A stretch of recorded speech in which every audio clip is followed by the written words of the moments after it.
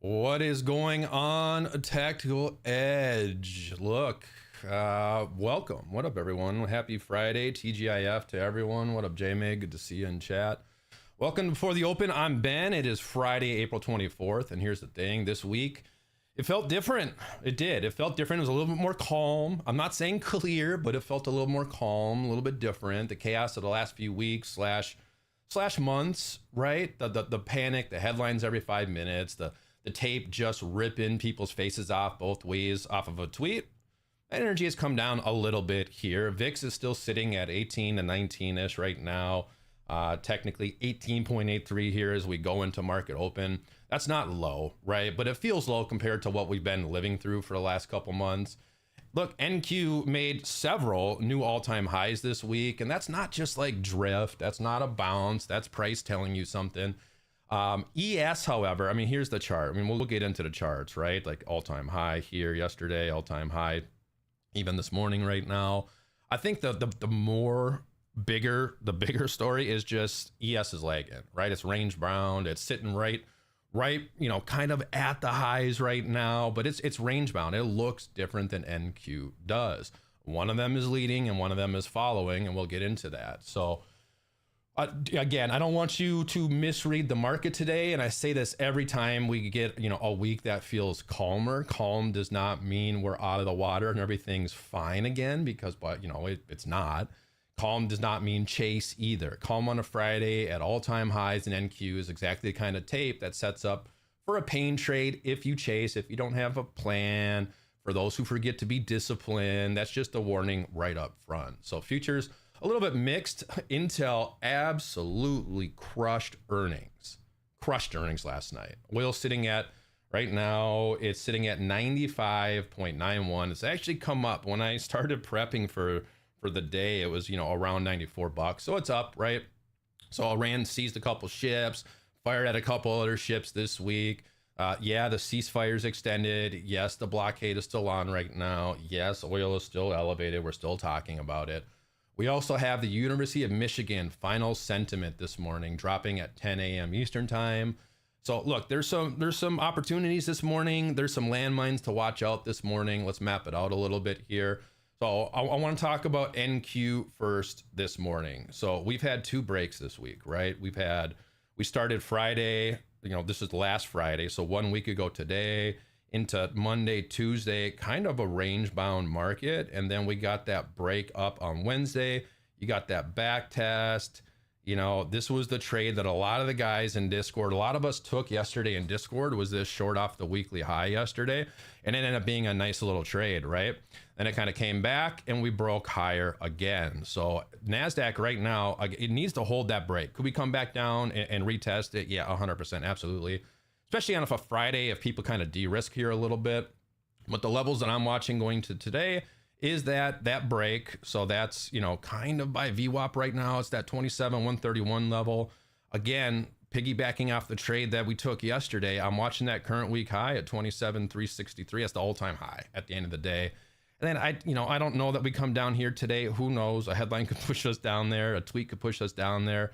That would still be a positive day on the future side of things, even if we came down and swept that daily low at that 26,992 and bounced up. So at the end of the day, the levels for me today for getting into a trade, an intraday, a little scalp today, the daily low, current week high, and VWAP. That's really the three levels that I'm watching today. If we break higher, right? If we get that back test, I see absorption. I see short sellers, you know, maybe there's a long opportunity in there if they're getting absorbed on that back test and we just rip it higher. So again, have a plan going into the market today. That's my plan on NQ. ES is a little bit different because it's just been more of a range bound environment. It hasn't broke and then broke again like NQ has this week. So, you know, the question is then, does NQ continue to rip today, or does it come down to meet ES? Which happens. You know, I'm not going to make a prediction here. I'm just going to watch that today. But the levels are still the same. So it's still top of the range. It's still VWAP today, which actually we're kind of coming down to right now. And then daily low for getting into maybe just a little bit of a scalp position, getting in, getting out on a Friday, and then go and hit some golf balls on the range, right? I mean, that's my goal today. Get in, get out of a position, go hit some golf balls. So there's some catalysts today, right? We kind of alluded to them. I mean, first, and this is number one, and it's been number one, oil in the Strait of Hormuz, right? So Iran seized 2 commercial ships yesterday. It was the MSC Francesca and just another vessel. I forget the name of it, but it was seized by the Revolutionary Guard hours after Trump extended the ceasefire. The blockade's still on. Yep, the ceasefire is extended, but oil is still pushing. I mean, it's $96 a barrel right now, still high, right? So if you get some headlines that drop this morning out of Tehran or the Strait, if there's new escalation or new seizures, a new strike, oil spikes and everything else just reacts, right? Airlines get hit, right? That's the big one. Transportation gets hit.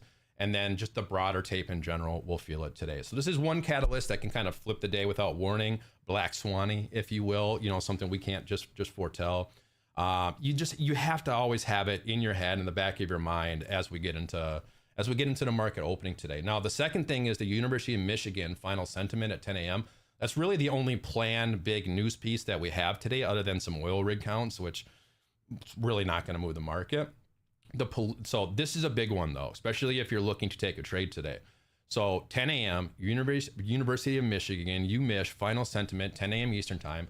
So the preliminary read was 47.6. So this is a record low, all-time low in the history of the survey, right? So the final print drops at 10 a.m. Eastern time. If the final number is worse than 47.6, then the algos will react instantly. The algos will react instantly to that. So what I'm saying is, if you're not in a position or are in a position that you can't manage, that you have wide stops on around 10 a.m., you're doing it wrong. So just pay attention to that. I'm probably going to chill unless it's just a perfect A+ trade till that print hits. A lot of times what you see is a move to somewhere on the chart, right? A little bit of shenanigans, newsprint hits, and then the move happens. So that's kind of what I'm waiting for today. We'll see what happens.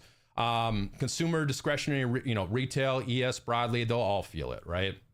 If that print comes under. So look, the year ahead inflation expectations in that primary reading were 4.8. So if final confirms that or goes higher, the Fed's going to be watching it, right? The market's watching it, and the tapes, it's just going to react, right? So be ready at 10 a.m. is kind of the moral of the story there.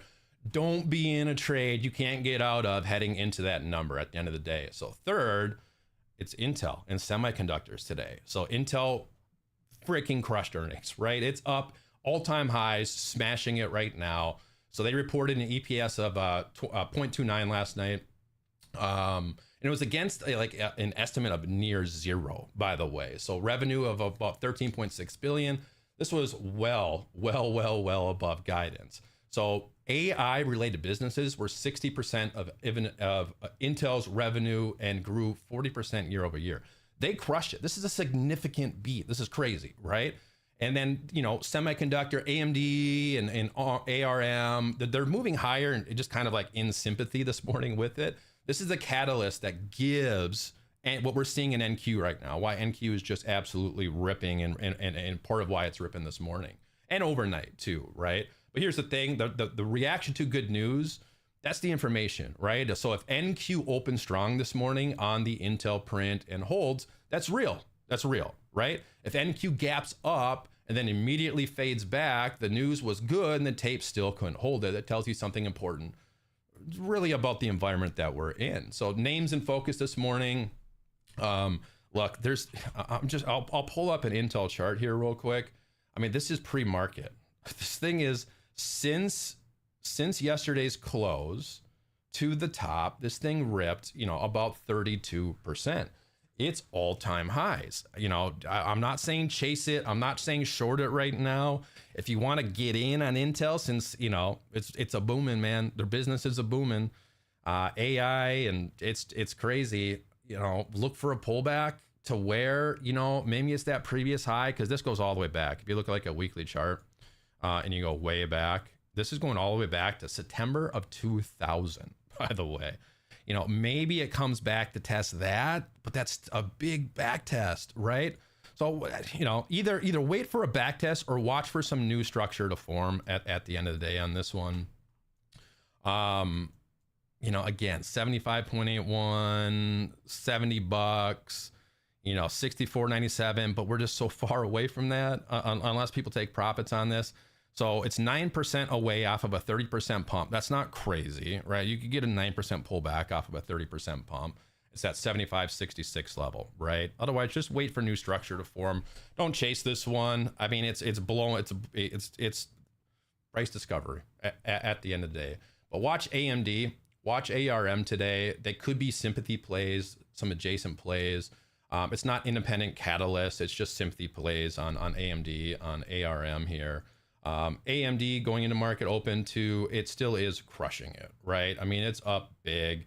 A lot of these caught the bid this morning and overnight. But if Intel opens and holds and you just see volume continue to coming in, semiconductors, it's going to have more legs, man. I know someone posted the semiconductor ETFs this morning. They're crazy. They're ripping. But if Intel fades at the open, despite the massive beat, I think that's a warning sign for the whole NQ trade today. So watch it. Another one, again, was GEV, right? GE Vernova, crushed earnings on data center power demand. This is a AI infrastructure trade, right? Not a chip trade. It's just AI infrastructure power. GEV, Vertiv, Eaton, that power team, it's alive and real. So if you're watching AI names today, GEV is the one that has actual fundamental confirmation right now. So you got fundamentals. Pair that with technicals, which we'll do right now. Let's just look at GEV real quick here this morning. I mean, look at this chart, right? I mean, this is just a weekly chart. This thing's been up only. And on some of these stocks too, that are just going absolutely vertical right now, you have two options, especially when you're coming off of a 30% pump, and there's no like pullback levels to like 10, 20% below us. You have two options to play here, right? Either you chase it at the highs, which I'm not doing, right? Give me a pullback or let me see some consolidation to get in, right? Let me see this to get in, right? And, yesterday kind of flat. I mean, maybe we kind of get that going into the weekend here. Call it a bull flag, call it consolidation, accumulation, whatever you want to call it. I don't want to chase at the highs, right? Because I mean, we could today just pop up on GEV and come back down, and it could just be range bound going into the weekend, right? So that's kind of how I'm reading and playing these stocks that are just crushing all-time highs. They popped overnight. Another one to watch is Tesla. It's soft. Tesla's soft. Look at this chart, right? This is from last Friday into today. So this is 1 week of price action. It's just been, grab down.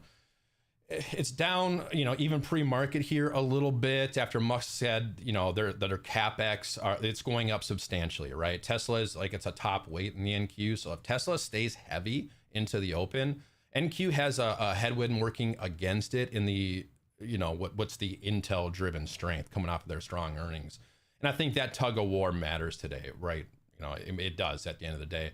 I think another stocks that you watch today are airlines, right? Oil's kind of ticking up here a little bit this morning. United, UAL, American Airlines, AAL, a lot of these airlines have cut forward guidance, right? Off of oil. It's crushing them. It's crushing jet fuel prices. It's expensive, right? United cut full year EPS guidance from about 12 to 14 down to about 7-11. That's not a small cut. That's not a small cut, right? That's oil costs doing real damage to forward earnings. Maybe avoid these names unless oil gives you a clear directional move against the trade. So if you're watching these airline stocks this morning, you have to watch oil too at the end of the day. So look, the moral of the story for today, for me, for getting into a trade, I need alignment, price, volume, momentum, time. I need everything. I'm looking to crush a trade and go hit some golf balls, like I said, at the end of the day. One scheduled event matters today, and that is the UMISH final consumer sentiment, 10 a.m. Eastern time.